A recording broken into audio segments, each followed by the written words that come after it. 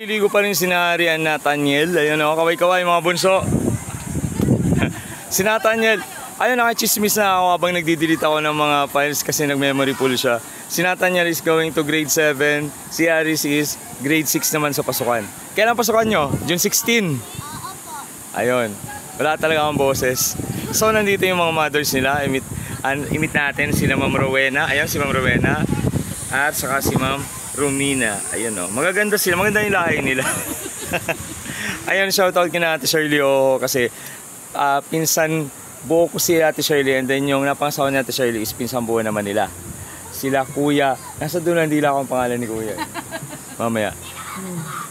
Ano pa nga? Basta sa Bautista sila. Binigyan pa nila ako ng pakwan. Ayun, they are giving food to strangers. Napaka kind-hearted nila. Ayan, may spaghetti na alok ako. Pero grabe, ang dami ko nakain kahapon dun sa alumni homecoming namin. Ang ganda.